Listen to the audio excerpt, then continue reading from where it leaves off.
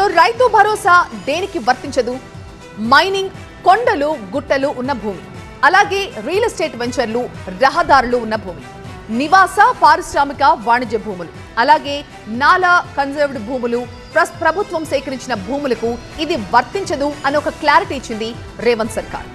ఇక రైతు భరోసా దేనికి వర్తిస్తుంది?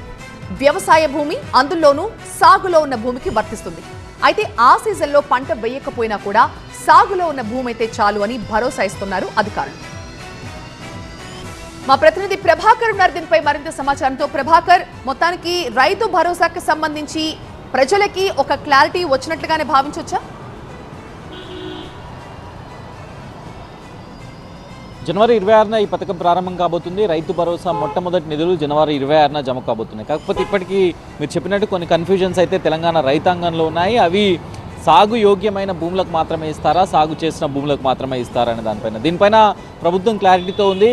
సాగుకు ఫీజిబిలిటీ ఉన్న ప్రతి భూమికి, ప్రతి ఎకరాకు కూడా రైతు భరోసా నిధులు అందజేయడానికి ప్రభుత్వం సిద్ధంగా ఉందని ప్రభుత్వ లెక్కలు, ప్రభుత్వ అధికారికంగా చెప్తుంది. దీనిలో సాగు భూమి అని అంటే చాలా అపోహలు ఉన్నాయి. సాగు భూమి అంటే కేవలం కల్టివేట్ చేసిన ల్యాండ్కు మాత్రమే. ఒక రైతుకు 10 ఎకరాలు ఉందనుకోండి, ఆ రైతు 5 ఎకరాలు మాత్రమే కల్టివేట్ చేస్తూ ఉంటే ఈ 5 ఎకరాలకే రైతు భరోసా పడుతుందనే ప్రచారం కూడా ఉంది. కాకపోతే ఇది కాదు, గవర్నమెంట్ ఫ్రేమ్ చేసే గైడ్ లైన్స్లో చాలా స్పష్టంగా ఉండబోతున్నట్టు తెలుస్తుంది. 10 ఎకరాలు సాగు ఫీజిబిలిటీ ఉంటే సరిపోతుంది. అంటే దాంట్లో కొండలు గుట్టలు కానీ, నాలా కన్వర్షన్స్ కానీ, లేకపోతే క్రషర్స్ కానీ, రియల్ ఎస్టేట్ వెంచర్లు కానీ ఇలా ఉండకుండా ఆ సాగు ఫీజిబిలిటీ ఉంటాయి. ఈ సంవత్సరం వేసుకోండి, లేకపోతే ఇంకో 2-3 ఏళ్ల తర్వాత వేసుకోండి, 4-5 ఏళ్ల తర్వాత వేసుకోండి. అది సాగుకు యోగ్యమైన భూమి ఉంటే సరిపోతుందనే గైడ్ లైన్ అయితే దాంట్లో పెట్టున్నారు. సో దీనికి సంబంధించి ప్రభుత్వం గైడ్ లైన్స్ సిద్ధం చేస్తుంది. మరో 2-3 రోజుల్లో ఈ గైడ్ లైన్స్ను కూడా అధికారికంగా రిలీజ్ చేయబోతుంది. ఇక మొత్తం 1,57,00,000 ఎకరాలకు గతంలో బీఆర్ఎస్ ప్రభుత్వం రైతు భరోసాను